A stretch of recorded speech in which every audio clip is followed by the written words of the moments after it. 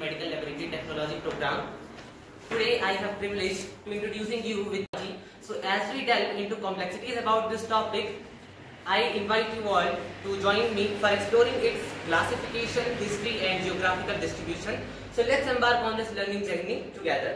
So starting करेंगे हम सबसे पहले बेसिक लेवल से कॉम्प्लेक्स लेवल की ओर। तो सबसे पहले ये समझते हैं what is medical parasitology. So medical parasitology is the branch of medical science that deals with the study of medically important parasites which can causes infection and produce disease in the human beings। यानी कि आपकी medical parasitology medical science की वो branch है जो कि deal करती है with the study of those parasite जो कि ह्यूमन में इन्फेक्शन को प्रोड्यूस करने की एबिलिटी रखते हैं और इन्फेक्शन के लिए जो आपकी डिजीज प्रोग्रेशन है उसके लिए भी पॉजिटिव एजेंट माने जाते हैं। आपकी जो मेडिकल पैरासाइटोलॉजी होती है इटसेल्फ दो पार्ट में क्लासिफाई की गई है, मेडिकल प्रोटोजोलॉजी एंड मेडिकल हेल्मिंथोलॉजी। जो मेडिकल प्रोटोजोलॉजी होते हैं उनमें आप यूनिसेलुलर पैरासाइट्स के बारे में स्टडी करते हो जो कि ह्यूमंस में इन्फेक्शन प्रोड्यूस कर सकते हैं या फिर किसी भी एनिमल के लिए इन्फेक्शियस कंसीडर किए जा सकते हैं। मेडिकल हेल्मिंथोलॉजी में आप उन वर्म्स की स्टडी करते हो जो कि मल्टीसेलुलर होते हैं और ह्यूमंस और एनिमल्स में इन्फेक्शन को लीड कर सकते हैं। अब बेसिक लेवल से स्टार्ट करते हैं व्हाट इज पैरासाइट। पैरासाइट आपके ऐसे लिविंग ऑर्गेनिज्म होते हैं जो कि अदर लिविंग ऑर्गेनिज्म पर सरवाइव करते हैं, अपने नरिशमेंट न्यूट्रिएंट के लिए डायरेक्टली अपने होस्ट से न्यूट्रिएंट डिराइव करते हैं बिना कोई बेनिफिट दिए, बल्कि बेनिफिट की जगह वो उसे हार्म कॉज करते हैं। होस्ट की बात करें तो होस्ट वो ऑर्गेनिज्म होता है जो कि इन पैरासाइट को एक शेल्टर प्रोवाइड करवाता है उनकी डेवलपमेंट, नरिशमेंट और ग्रोथ के लिए। अब हम ये जानते हैं कि एक्चुअल में पैरासाइट और होस्ट के बीच रिलेशनशिप क्या है। तो जो रिलेशनशिप है उसे आप कहते हो ट्रू पैरासाइटिज्म। ट्रू पैरासाइटिज्म का मीन्स क्या है, दो डिफरेंट ऑर्गेनिज्म साथ में रहते हैं लेकिन हमेशा पैरासाइट अपना बेनिफिट लेता है और जो आपका होस्ट होता है उसे हमेशा हार्म देखने के लिए मिलता है। अब हम जियार्डिया लैम्ब्लिया के बारे में एक टर्म पढ़ते हैं कि जियार्डिया लैम्ब्लिया जो होता है ये क्या होता है, आपके इंटेस्टाइनल ओरल जेनिटल फ्लैजिलेट के नाम से जाने जाते हैं। उनकी क्लासिफिकेशन की श्रेणी में इसे रखा जाता है। एक्चुअल में अगर मैं आपको इसकी डेफिनेशन यहाँ पर बता दूंगा तो आपको कुछ भी समझ नहीं आएगा, इसीलिए हम इसके इंट्रोडक्शन और जूलॉजिकल क्लासिफिकेशन को कंबाइन करके पढ़ते हैं। तो सबसे पहले हमें ये जानना जरूरी है व्हाट इज बायोलॉजिकल क्लासिफिकेशन। हम ऑलरेडी 11th क्लास की एनसीईआरटी में ये पढ़ चुके हैं कि आपकी जो बायोलॉजिकल क्लासिफिकेशन होता है the term itself describes it's meaning. इसका मतलब क्या होता है कि जितने भी आपके लिविंग ऑर्गेनिज्म इस बायोलॉजिकल वर्ल्ड में प्रेजेंट है उन्हें कैसे क्लासिफाई किया गया। क्या इस वर्ड को कहीं रिलेट कर पा रहे हो? हमने टैक्सोनॉमी वर्ड पढ़ा था। टैक्सोनॉमी एक तंबू है जो कि 4 बैम्बूज पर खड़ा था।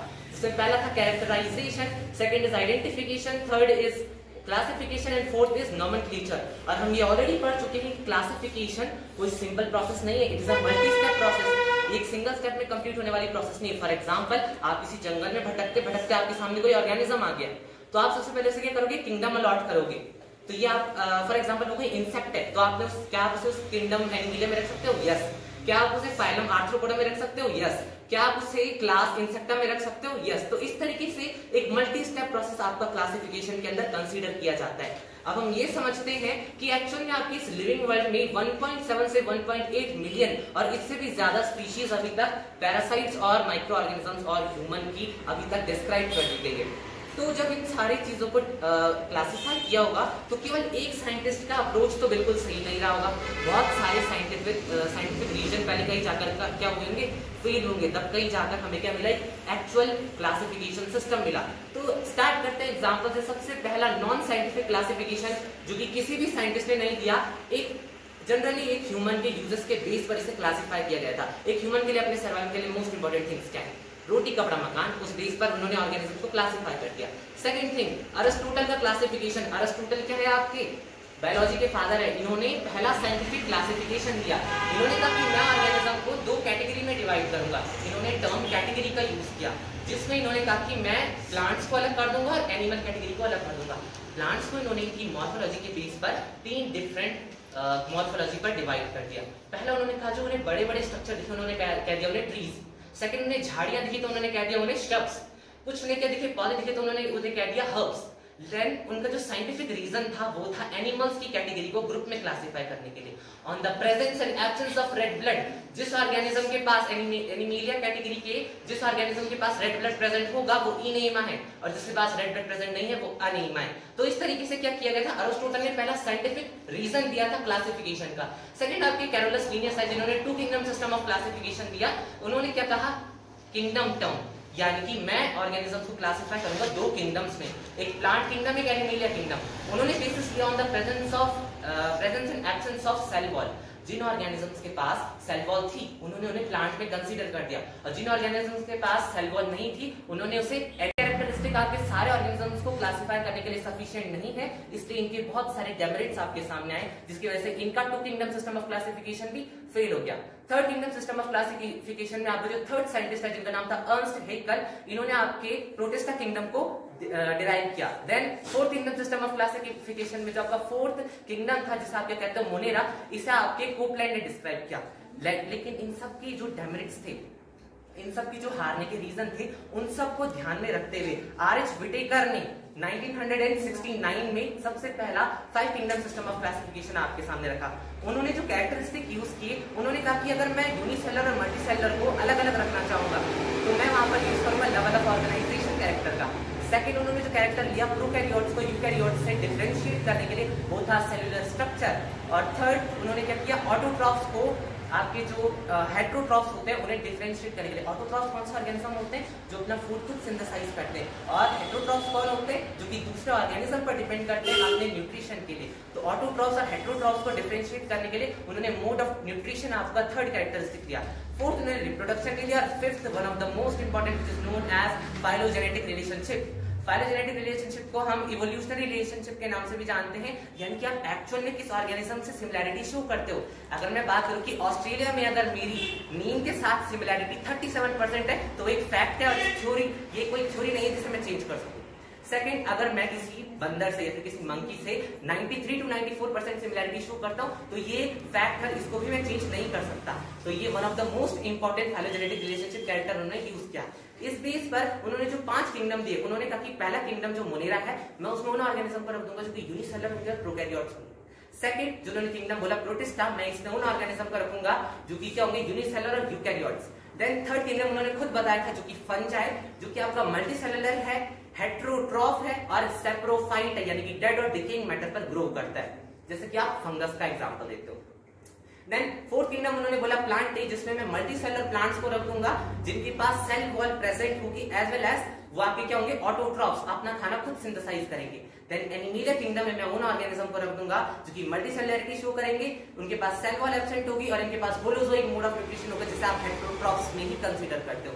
तो इस तरीके से आपके साइंटिस्ट ने क्या किया, किंगडम ऑफ क्लासिफिकेशन बता रहा। नई एनसीईआरटी को खोल के देखोगे तो उसमें आपका 3 डोमेन सिस्टम लगा गया है, जिसमें क्या है 6 किंगडम सिस्टम ऑफ क्लासिफिकेशन, जिसमें मोनेरा को भी आपके कार्ल बुश ने क्या किया, क्लासिफाई किया है। कार्ल बुश ने क्या कहा कि अगर 16S RRNA की सब यूनिट को देखा जाए किसी भी बैक्टीरिया या फिर मोनेरा के ऑर्गेनिज्म में, तो उन्हें भी 2 डिफरेंट कैटेगरी में डिफरेंशिएट किया जा सकता है, जिसमें उन्होंने एक जो आपका डोमेन बताया वो था यूकैरिया, जिसमें आपके सारे हायर किंगडम्स आ गए, for example protista, fungi, plantain, Animalia. और अगर बात करी जाए आपके मोनेरा की जो क्लासिफिकेशन की 2 डोमेन, तो उसमें पहला डोमेन आता है आर्किया बैक्टीरिया और दूसरा आता है यू बैक्टीरिया। तो इस तरीके से क्या हो गए, डिफरेंट अप्रोच यूज करे गए ऑर्गेनिज्म को क्लासिफाई करने के लिए। तो यहाँ से आपको जियार्डिया लैम्ब्लिया का जो एक पॉइंट समझ आता है कि आपका जियार्डिया लैम्ब्लिया किस डोमेन से बिलोंग करता है, यूकैरिया से। अब हम ये जानते हैं कि प्रोटिस्टा किंगडम में कैसे ऑर्गेनिज्म आते हैं। प्रोटिस्टा किंगडम के बारे में हम क्या क्या चीजें जानते हैं, हमने बोला था कि आर.एच. विटेकर ने ये चीज कही थी कि मैं इस कैटेगरी में किन ऑर्गेनिज्म को रखूंगा, जो यूनिसेलुलर होंगे और यूकैरियोट्स होंगे। यूकैरियोट्स का मीन्स क्या होता है, यूकैरियोट्स का मीन्स जिनके पास वेल डिफाइंड न्यूक्लियस होता है और मेम्ब्रेन बाउंड ऑर्गेनिज्म होते हैं। सेकंड चीज, आपके प्रोटिस्टा में कैसे ऑर्गेनिज्म आते हैं, प्रोटिस्टा में ऐसे ऑर्गेनिजम्स आते हैं जो अगर मोटिलिटी शो कर रहे हैं तो उनके पास सीडिया या फिर फ्लैजिला पाया जाता है, जैसे कि आपके जियार्डिया लैम्ब्लिया के पास भी फ्लैजिला पाया जाता है for their motility. Third point, आपका जो ये प्रोटिस्टा किंगडम है, ये मोनेरा किंगडम और आपके अदर जो हायर किंगडम्स हैं उनके बीच एक कनेक्टिंग लिंक की तरह काम करता है। कैसे, प्रोटिस्टा के साथ आपकी मोनेरा की क्या सिमिलैरिटी है, यूनिसेलुलरिटी, और प्रोटिस्टा के साथ आपके अदर हायर किंगडम्स के साथ क्या सिमिलैरिटी है, वो सिमिलैरिटी आती है यूकैरियोटिज्म। तो इस तरीके से क्या है, प्रोटिस्टा कनेक्टिंग लिंक की तरह काम कर रहा है। फोर्थ पॉइंट की बात करी जाए तो प्रोटिस्टा किंगडम में वो ऑर्गेनिजम्स आते हैं जो कि प्राइमरीली एक्वेटिक होते हैं, क्योंकि आपकी लाइफ स्टार्ट हुई थी पानी से। अगर आप किसी भी, जहां तक मेरी स्टडी कहती है कि आप जितने भी ऑर्गेनिज्म, जितने भी किंगडम्स हैं, उनके लोअर एनिमल्स को देखो, लोअर ऑर्गेनिजम्स को देखो, सारे के सारे एक्वेटिक है। फॉर एग्जांपल हम स्टार्ट करते हैं मोनेरा से, साइनोबैक्टीरिया को एल्गल ब्लूम्स बना रखा वाटर में, यानी कि प्राइमरली एक्वेटिक होते हैं। अगर हम बात करें प्रोटिस्टा की, तो प्रोटिस्टा में मोस्टली आपके ऑर्गेनिज्म एक्वेटिक ही होते हैं। थर्ड, फंजाई आपके मॉइस्ट और वार्म एरिया में रहना पसंद करते हैं। मॉइस्ट एरिया यानी कि वाटर से एक अलग ही तरीके का लगाव है, यानी कि ये भी प्राइमरली एक्वेटिक होते हैं। थर्ड आपके क्या होते हैं, प्लांट्स। प्लांट में आपने एक चीज सुनी होगी, एल्गी। मेजॉरिटी ऑफ एल्गी आपके कहां पाए जाते हैं, वाटर में। एज वेल एज अगर ब्रायोफाइट्स का आपने नाम सुना होगा, तो ब्रायोफाइट्स आपके वाटर से ज्यादा दूर जा ही नहीं सकते। क्यों? Because they are known as amphibians of plant kingdom.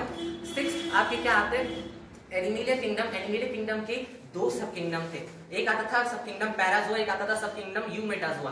Parazoa का पोरीफेरा ले लो और यूमेटाजोआ का आप सीरेक्रेटा और टिनोफेरा ले लो। इन सब में क्या सिमिलैरिटी है, सारे के सारे एक्वेटिक है। तो जितने भी आपके यहाँ पर कैटेगराइज किए गए हैं किंगडम, उनके जो लोअर ऑर्गेनिजम्स है वो क्या प्राइमरीली एक्वेटिक है। ऐसे ही आपका प्रोटिस्टा भी प्राइमरीली एक्वेटिक माना जाता है। अगर रिप्रोडक्शन की बात करी जाए, तो आपके प्रोटिस्टा ग्रुप के जितने भी ऑर्गेनिज्म होते हैं, दो टाइप के रिप्रोडक्शन को शो कर सकते हैं। एक आता है सेक्सुअल रिप्रोडक्शन, जिसमें फिजन के थ्रू वो डिवाइड करते हैं, और एक आपका आता है एक आता है आपका सेक्सुअल रिप्रोडक्शन, जिसमें आपकी दो सेल आपस में आकर फ्यूज हो जाती है और एक सेल बना देती है, क्योंकि ऑर्गेनिज्म क्या है, यूनिसेलुलर है, जो कि एक जाइगोट बना देता है। और इसमें फर्दर क्लीवेज डिवीजन नहीं चलती है, क्योंकि यूनिसेलुलर ही आपके प्रोटिस्ट माने जाते हैं। अब यहां से हमें क्या पता चलता है कि आपका जो जियार्डिया लैम्ब्लिया है वो किस किंगडम से बिलोंग करता है, किंगडम प्रोटिस्टा से। अब किंगडम प्रोटिस्टा फर्दर आपके 5 सब किंगडम्स में क्लासिफाई है, chrysophytes, dinoflagellates, euglenoids, slime moulds and the protozoans. और इसे इस सीक्वेंस में अरेंज किया गया है कि अगर आप क्राइजोफाइट से प्रोटोजोअन्स की तरफ जाते हो, तो एनिमल्स के जो कैरेक्टर्स हैं वो आपको देखने के लिए मिलते हैं। प्रोटोजोअन अगर आप टर्म को तोड़ो, तो proto means first and zoans means animal, that means they are primitive relative to the animals, ये आपके एनिमल्स के जैसे देखने के लिए मिलते हैं। और आपका जियार्डिया लैम्ब्लिया जिस सब किंगडम से बिलोंग करता है उसे आप कहते हो प्रोटोजोआ। और प्रोटोजोलॉजी के फादर है आपके एंटोनी वॉन ल्यूवेनहॉफ, जिन्होंने सबसे पहले आपके प्रोटोजोआ को डिस्क्राइब किया था। अब हम ये जानते हैं कि आपका प्रोटोजोआ जो आपका सब किंगडम है, इसके अंदर भी क्या आते हैं, आपके 4 फाइलम आते हैं। उन 4 फाइलम्स के नाम सार्कोमास्टिकोफोरा, सीलियोफोरा, एपिकॉम्प्लेक्सा एंड द माइक्रोस्पोरा। अब आपका जियार्डिया लैम्ब्लिया जिस फाइलम से बिलोंग करता है सब कहते हैं सार्कोमास्टिकोफोरा।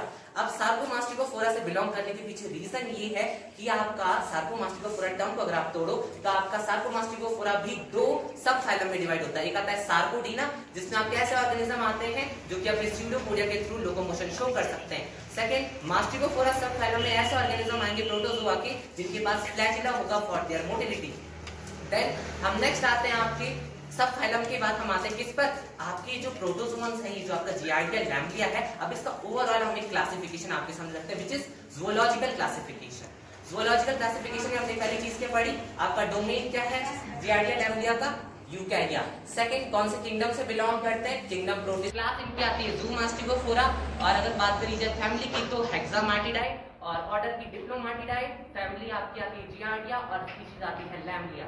तो इस तरीके से एक जियोग्राफिकल क्लासिफिकेशन और एक ज़ूलॉजिकल क्लासिफिकेशन आपके सामने जियार्डिया लैम्ब्लिया का आपके सामने रख दिया गया है। अब अगर मैं इसकी डेफिनेशन बोलता हूं तो आपको इजीली समझ आ जाएगी। ये क्या होता है, पैरासाइटिक प्रोटोजोअन्स होते हैं। प्रोटोजोअन्स हम जान चुके हैं, they are primitive relative to animals. Parasites के बारे में जान चुके हैं कि ह्यूमंस के लिए क्या हो सकते हैं, पैथोजेनिक हो सकते हैं, किसी भी एनिमल में जाने के बाद उसे डायरेक्टली न्यूट्रिएंट को डिराइव करेंगे और उसे हार्म कॉज करेंगे। तो इस तरीके से इसकी डेफिनेशन में एक टर्म और आती है कि दे लोकोमोट। इनके पास लोकोमोटरी के लिए जो ऑर्गन है वो क्या है, फ्लैजिला। इसलिए सब फाइलम मास्टिकोफोरा से बिलोंग करते हैं, क्योंकि इनके पास ऑर्गन ऑफ लोकोमोशन के रूप में फ्लैजिला प्रेजेंट होता है। अब आपके प्रोटोजोआ जो होते हैं इटसेल्फ 2 पार्ट में क्लासिफाई किए गए हैं। एक आते हैं ह्यूमन डेनिंग फ्लैजिलेट्स और एक आपके आते हैं हीमोफ्लैजिलेट्स। हीमोफ्लैजिलेट्स जो कि ब्लड और टिश्यू में रहना पसंद करते हैं। ह्यूमन डेनिंग फ्लैजिलेट्स आपके एलिमेंट्री ट्रैक्ट और आपके यूरोजेनिटल एरिया में रहना पसंद करते हैं। लेकिन ह्यूमन में इंफेक्शन प्रोड्यूस करने वाले केवल 2 ह्यूमन डेनिंग फ्लैजिलेट्स हैं जो कि आपके क्या होते हैं, पैथोजेनिक माने जाते हैं। पहला आता है जियार्डिया लैम्ब्लिया। जियार्डिया लैम्ब्लिया जो कि आपके सामने रखा गया है, यह आप एक ऐसा ऑर्गेनिज्म है जो कि पेशेंट्स में डायरिया कॉज कर सकता है, जैसा जियार्डियासिस कहते हैं। सेकंड कंडीशन, जो आपका सेकंड प्रोटोजोआ आता है ह्यूमन डेनिंग प्रोटोजोआ, उसे आप क्या कहते हो, दैट इज ट्राइकोमोनास वेजिनालिस, जो कि फीमेल्स में वेजिनाइटिस और यूरेथ्राइटिस को कॉज करने के लिए रिस्पांसिबल माना जाता है। अब आते हैं हिस्ट्री पर, कि आखिर आपका जो जियार्डिया लैम्ब्लिया है ये इतना इंपॉर्टेंट क्यों है। एक्चुअल में ये पहला प्रोटोजोआ है जो कि आपके एंटोनी वॉन ल्यूवेनहॉफ ने अपने खुद के स्टूल में देखा था। किस ईयर में, 1682 में। उन्होंने सबसे पहले अपने ही स्कूल में इस ऑर्गेनिज्म को डिस्क्राइब किया था, रिकॉर्ड किया था, लेकिन इसको जियार्डिया लैम्ब्लिया नाम आपके दो डिफरेंट प्रोफेसर ने दिया था, professor Giard of Paris and professor Lambl of ब्रैगिम। इन दोनों ने मिलकर इस ऑर्गेनिज्म को नाम दिया क्योंकि इन्होंने क्या किया, इसके बारे में डिटेल्ड डिस्क्रिप्शन बताया था। अगर इसकी जियोग्राफिकल डिस्ट्रीब्यूशन के बारे में बात करूं तो इंडिया में 2.65 से 32% ऑफ पीपल्स जो होते हैं और चिल्ड्रंस जो होते हैं उनमें हाईएस्ट प्रिविलेज देखने के लिए मिलता है आपकी जियार्डिया लैम्ब्लिया की जियार्डियासिस कंडीशन की वजह से। सेकंड, आपका जो जियोग्राफिकल डिस्ट्रीब्यूशन है ये वर्ल्ड वाइड होता है। जियार्डियासिस आपकी धरती पे किसी भी एरिया में देखने के लिए मिल सकता है, लेकिन इंडिया में इसका जो जीनोटाइप ए और बी है वो सबसे ज्यादा इंफेक्शियस माना जाता है। अब लास्ट टॉपिक आता है हैबिटेट, यानी कि ये ह्यूमन के लिए अगर पैथोजेनिक है तो ह्यूमन के किस पार्ट में रहना सबसे ज्यादा पसंद करते हैं, तो आपका upper part of jejunum which is known as duodenum, that is the habitat for that organism. तो अब इसके हम डिटेल इंट्रोडक्शन के बारे में बात कर चुके हैं। अब मॉर्फोलॉजी को यहाँ पर डिस्कस करने के लिए मैं अपने ग्रुप की सेकंड कंट्रीब्यूटर को बुलाना चाहूंगा जिनका नाम है Amish Hussain. Thank you so much. इसकी मीनिंग दो फॉर्म होती है, ट्रॉपिकल और सिस्ट। ट्रॉपिकल होता है वो पेयर शेप का होता है, 10 ऑफ रेटेड से माइक्रोमीटर होती है और इसकी जो ब्रीथ होती है वो 5 to 15 माइक्रोमीटर होती है। ये बायलैटरली सिमेट्रिकल होता है, इसमें 4 पेयर ऑफ फ्लैजिला प्रेजेंट होते हैं जो कि लोकोमोशन करने का काम करते हैं।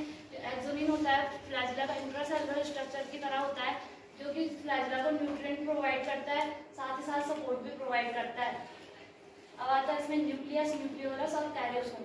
जो कैरियोसोम होता है उसमें क्रोमेटिन मटेरियल प्रेजेंट होता है। जब ये बाइनरी फिजन के द्वारा डिवीजन करता है तो ये उसमें ग्रो करवाने में और उसे मैच्योर करवाने में हेल्प करता है। जो पैरामेशियल बॉडी होती है उसको सपोर्ट करने का काम करती है और जो सकलिंग डिस्क होती है वो अटैचमेंट कराने का काम करती है। अब आता है सिस्ट। जो सिस्ट होता है वो ओवल शेप का होता है, इसकी जो लेंथ होती है वो इसकी जो लेंथ होती है वो 7 to 15 होती है और इसकी जो ब्रीथ होती है वो 7 to 10 माइक्रोमीटर होती है। इसमें ये कंटेन करता है 4 पेयर ऑफ न्यूक्लियाई को और इसमें एक्सोनिन और पैरामेशियल बॉडी प्रेजेंट होती है। इसकी जो इफेक्टिव फॉर्म होती है वो सिस्ट फॉर्म होती है। अब आते हैं life cycle of Giardia lamblia. Life cycle बताने से पहले मैं ये बताऊंगी कि जो उसकी फॉर्म होती है वो 2 फॉर्म होती है, ट्रोफोजाइट और सिस्ट। जो ट्रोफोजाइट फॉर्म होती है वो मोटाई फॉर्म होती है क्योंकि उसमें लोकोमोटरी ऑर्गन होता है हमारा फ्लैजिला, और जो सिस्ट होता है उसमें लोकोमोटरी जो ऑर्गन होता है वो एब्सेंट होने की वजह। और जो हमारा ट्रोफोजाइट होता है अगर हम एक्सटर्नल एनवायरनमेंट में से देखें तो ये ज़्यादा देर तक सर्वाइव नहीं कर पाता, बल्कि जो हमारा सिस्ट फॉर्म होता है ये एक्सटर्नल एनवायरनमेंट में बहुत देर तक सर्वाइव कर पाता है। अब अगर हम कंटामिनेटेड फूड या फिर वाटर का यूज़ करते हैं, अगर हमारी बॉडी के अंदर 10 से 20 सिस्ट अगर एंटर कर जाते हैं तो ये काफ़ी ज़्यादा इन्फेक्शन को लीड करते हैं। अगर उससे कम सिस्ट अगर हमारी बॉडी में एंटर करते हैं तो ये मिनिमम मतलब इन्फेक्शन को लीड करते हैं। तो लाइफ साइकिल में सबसे पहले क्या होगा कि कोई भी ह्यूमन जब कंटामिनेटेड वाटर या फिर फूड का यूज़ करता है तो उसके साथ साथ जो इन्फेक्टिव स्टेज होती है ह्यूमन के लिए वो होती है सिस्ट। वो क्या कर जाती है, उस कंटामिनेटेड वाटर फूड के साथ एंटर कर जाती है हमारे माउथ के थ्रू। माउथ के थ्रू जाने के बाद वो हमारे जीआईटी ट्रैक्ट के थ्रू स्मॉल इंटेस्टाइन में जाती है, क्योंकि जो उसका हैबिटेट होता है वो स्मॉल इंटेस्टाइन के ड्यूडेनम वाले पार्ट में होता है। उसके बाद उसके पास एक वेंट्रल सकिंग डिस्क प्रेजेंट होती है जिसकी वजह से वो म्यूकोसल वॉल जो स्मॉल इंटेस्टाइन की होती है उससे अटैचमेंट का काम करता है और वहाँ पे नरिशमेंट लेता है। जब कोई भी ह्यूमन फूड का इंटेक करेगा तो वो क्या करेगा, उससे न्यूट्रिएंट जो होगा उसको फीड करता रहेगा और वहाँ पे क्या होगा, एक्जिस्टेशन की प्रोसेस होगी जब हमारा सिस्ट पूरी तरीके से क्या हो जाएगा, ट्रोफोजाइट में कन्वर्ट हो जाएगा। ट्रोफोजाइट में कन्वर्ट होने के बाद क्या होगा, उसमें मल्टीप्लिकेशन होगा और उनके नंबर में ग्रोथ हमें देखने को मिलेगी और ये वहाँ पे ड्यूडेनाइटिस और जेजुनाइटिस को भी कॉज करेगा। जब ये म्यूकस में रहेगा तो यहाँ पे वहाँ पे जो फैट और विटामिन होंगे उनके एब्जॉर्प्शन को भी डिस्टर्ब करने का काम करेगा और जब ये उनको डिस्टर्ब कर देगा, अगर ये बाइलरी ट्रैक्ट में घुस गया तो ये जॉन्डिस को कॉज करेगा और पोलियोसिस्टिस मतलब इन्फ्लेमेशन ऑफ गॉल ब्लैडर को कॉज करेगा। उसके बाद जो इसमें लोकोमोशन के लिए फ्लैजिला प्रेजेंट होते हैं उससे ये धीरे धीरे हमारे लार्ज इंटेस्टाइन में जाएगा। लार्ज इंटेस्टाइन में जाने के बाद क्या होगा, वहाँ पे फिर इंसिस्टेशन की प्रोसेस चलेगी। इंसिस्टेशन की प्रोसेस उसे बोलते हैं जब हमारा ट्रोफोजाइट फिर कन्वर्ट हो जाएगा सिस्ट में। कैसे, क्योंकि जो उसको सिस्ट होगा, जो हमारा ट्रोफोजाइट होगा उसको अनफेवरेबल कंडीशन मिल जाएगी जिसकी वजह से जो फ्लैजिला होंगे वो रेस्ट्रिक्ट होने लग जाएंगे और उसके बाहर एक थिक सिस्ट वॉल बनने लग जाएगी। जैसे थिक सिस्ट वॉल बनने लग जाएगी तो जो न्यूक्लियस होगा उसमें न्यूक्लियर डिवीजन होगा और दो न्यूक्लियस कन्वर्ट हो जाएंगे 4 न्यूक्लियस में, जिसे हम कहते हैं क्वार्टी न्यूक्लिएटेड मैच्योर सिस्ट। जो क्वार्टी न्यूक्लिएटेड मैच्योर सिस्ट होता है, जब कोई भी ह्यूमन फीसस को पास आउट करता है तो वो सिस्ट भी क्या हो या फिर एनवायरनमेंट में। और सिस्ट मैंने बताया था कि एनवायरनमेंट में वाइबल होता है तो वो सॉइल को भी पॉल्यूटेड कर देगा और वाटर को भी पॉल्यूटेड कर देगा। अब कोई भी हेल्थी इंडिविजुअल जब फिर कंटामिनेटेड वाटर का यूज करेगा तो वो सिस्ट फॉर्म दोबारा उसकी बॉडी में एंटर हो जाएगी और ऐसी ये लाइफ साइकिल चलती रहेगी। सबसे पहले पैथोजेनिसिटी मतलब होता है कि जब जीआरडी हमारी बॉडी में एंटर करता है तो इसकी वजह से कौन कौन सी डिजीज कॉज होती है। सबसे पहले प्राइमरी एसोसिएट होता है हमारे स्मॉल इंटेस्टाइन में, या हमारे स्मॉल इंटेस्टाइन में तभी डिजीज को कॉज करेगा जब किसी भी एनिमल या ह्यूमन के स्मॉल इंटेस्टाइन में प्रेजेंट होता है। जो इसकी ट्रोफोजोल स्टेज होती है वो स्मॉल इंटेस्टाइन की लाइनिंग से अटैच होता है, और अटैच होने के बाद जो वहाँ पे न्यूट्रिएंट होता है उसके अब्जॉर्प्शन होता है, वहाँ पे इंटरफेयर करता है, जिसकी वजह से जो न्यूट्रिएंट है वो हमारी बॉडी को प्रॉपर तरीके से नहीं मिल पाता है। जो पैथोजेनिसिटी जीआरडी की पैथोजेनिसिटी है इसको तीन स्टेज में डिवाइड किया। सबसे पहले आता है अटैचमेंट एंड टेरेज। इसमें आता है जो ट्रोफोजोइड स्टेज होती है वो स्मॉल इंटेस्टाइन की जो माइक्रोबियल स्मॉल इंटेस्टाइन जो माइक्रोबियल होता है उसमें अटैच होती है। माइक्रोबियल का काम क्या होता है कि ये वहाँ पे सरफेस एरिया होता है उसको इंक्रीज करने का काम करता है ताकि जो स्मॉल इंटेस्टाइन में वहाँ पे न्यूट्रिएंट का अब्जॉर्प्शन सही प्रॉपर तरीके से हो पाए, न्यूट्रिएंट का अब्जॉर्बर प्रॉपर तरीके से हो पाए। अगर वहाँ पे हमें न्यूट्रिएंट नहीं मिल पाएगा तो उससे हमारे स्मॉल इंटेस्टाइन में प्रॉब्लम आ सकती है। फिर इसमें जो इंटरफेयर करता है फिर ये जो ट्रोफोजोइड स्टेज होती है ये अटैच हो जाती है माइक्रोबियल से। जैसे ये अटैच होती है तो ये हमारा जो अब्जॉर्प्शन होता है अब्जॉर्प्टिव सरफेस होता है वहाँ पे डिस्ट्रक्शन को पैदा करती है और न्यूट्रिशन का अब्जॉर्प्शन ठीक से नहीं हो पाता है। अगर न्यूट्रिशन का अब्जॉर्प्शन ठीक से नहीं हो पाएगा तो फैट, कार्बोहाइड्रेट और विटामिन का अब्जॉर्प्शन भी ठीक नहीं हो पाएगा। इस वजह से हमें कुछ सिम्टम्स वहाँ पे दिखाई देते हैं जो कि जीआरडी के सिम्टम्स होते हैं। दूसरा आता है इसमें इन्फ्लामेटरी रिस्पॉन्स। ये स्मॉल इंटेस्टाइन में जीआरडी होता है जो कि हमारे स्मॉल इंटेस्टाइन में प्रेजेंट होता है। प्रेजेंट होने के बाद ये इन्फ्लामेटरी रिस्पॉन्स को दिखाता है हमारे इंटेस्टाइनल म्यूकोसा की लाइन में। जो इंटेस्टाइनल म्यूकोसा की लाइन है ये उसको भी डैमेज करता है और उसके साथ साथ जो गैस्ट्रोइंटेस्टाइनल सिम्टम्स है उसको भी शो करवाता है, क्योंकि ये जो गैस्ट्रोइंटेस्टाइनल होते हैं ये जीआरडी से रिलेटेड होता है। इसमें जैसे कि डायरिया हमें देखने को मिलता है और एब्डोमिनल क्रम्प देखने को मिलता है। तीसरी स्टेज आती है इसमें इम्यून रिस्पॉन्स होता है। यह जो इम्यून सिस्टम है हमारा तभी रिस्पॉन्स करता है जब जीआरडिया इन्फेक्शन हो रहा होगा, तब जब जीआरडिया का इन्फेक्शन होता है थ्रू होता है जो एंटीबॉडी होती है ये जीआरडिया से लड़ती है। जब ये जीआरडिया से लड़ती है तो जीआरडिया इतना पावरफुल होता है कि जो हमारे स्मॉल इंटेस्टाइन में वहाँ पर जीआरडिया बन जाती है, जिससे कि हमें हमारे स्मॉल इंटेस्टाइन में जीआरडिया वही दिखाई देती है, जिसकी वजह से हमारे उसमें जीआरडियासिस की भी बात है। इसके सिम्टम्स सबसे पहले हमें इसमें जो डल एपिलेप्टिक पेन होता है। दूसरा इसमें फीवर दिखाई देता है, वेट लॉस होता है और जो स्टूल है उसकी बहुत ज़्यादा स्टूल की अमाउंट बहुत ज़्यादा दिखाई देती है और बहुत स्मेल को कॉज करता है स्टूल, और एलर्जी को मैनिफेस्टेशन को भी कॉज करता है और उसके साथ साथ फीवर को भी कॉज करता है। इसके बाद डायग्नोसिस, ट्रीटमेंट और प्रिवेंशन। जो लैब डायग्नोसिस है उसमें हम माइक्रोस्कोपी एग्जामिनेशन करते हैं। माइक्रोस्कोपी एग्जामिनेशन में हम जो पेशेंट का फ्रेशली स्टूल होता है उसको कलेक्ट करते हैं। जब पेशेंट स्टूल सैंपल देने आता है तो हम उसे एक मेडिसिन दी जाती है परकेटिव। जो मेडिसिन होती है वो इसलिए दी जाती है कि कभी कभी कुछ पेशेंट का खाना खाने के बाद जो डाइजेशन है वो जल्दी से स्टूल पास आउट नहीं होता है। जो मेडिसिन होती है वो हेल्प करवाती है स्टूल को पास आउट करवाने में। देन उसके बाद हम उसे बेड प्रिपरेशन करते हैं। उसके बाद हम बेड प्रिपरेशन करते हैं स्लाइम या आयोडीन में। जो स्लाइम में हमें अगर हम स्लाइम में प्रिपरेशन करते हैं तो हमें ट्रोफोजोइड फॉर्म शो होती है और आयोडीन में हमें उसकी सिस्ट फॉर्म शो होती है। फिर आता है एंटीरियर टेस्ट। एंटीरियर टेस्ट में हम जो जेलेटिन कैप्सूल होता है उसका यूज करते हैं। जो जेलेटिन कैप्सूल होती है उसको हम पेशेंट से सॉलो करने को बोलते हैं। उसमें एक नायलॉन का जो थ्रेड होता है वो अटैच होता है और जो कैप्सूल होता है उसको हम स्टमक के थ्रू ड्यूडेनियम तक पास करवाते हैं। जो कैप्सूल होती है वो डिजोल्व हो जाती है और जो उसका थ्रेड होता है उसको हम सॉलो कराने के बाद 2 से 4 घंटे बाद उसको हम स्टमक से बाहर निकालते हैं। तो स्टमक से बाहर निकालने के बाद सिंगल शेकर में शेक करते हैं, देन उसके बाद हम उसे अंडर माइक्रोस्कोप एग्जामिन करते हैं। फिर आता है एंटीजन डिटेक्शन।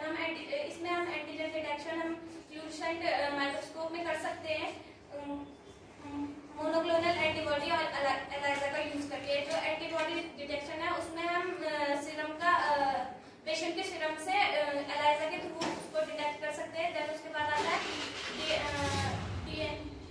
डीएनए मेथड, यानी कि डीएनए मेथड में हम पीसीआर से हम जो पैरासाइटिक जीनोम होते हैं उसको डिटेक्ट कर सकते हैं। उसके बाद आता है कल्चर। हम ऑक्सीजन मेथड से उसे कल्टीवेट करवा सकते हैं। जो कल्चर है हम वो रिसर्च पर्पज के लिए भी करते हैं, लेकिन इसको हम डीपली नहीं कर सकते क्योंकि जो पेशेंट का सैंपल होता है वो आइसोलेट करना डिफिकल्ट होता है। इसके बाद आता है इसका ट्रीटमेंट में हम मेट्रोनिडाजोल दे सकते हैं 250 mg, जो कि इफेक्टिव ड्रग्स होती है। दूसरा हम दे सकते हैं टेनिडाजोल, जो कि हम चिल्ड्रंस को भी देते हैं। फिर आता है इसका प्रिवेंशन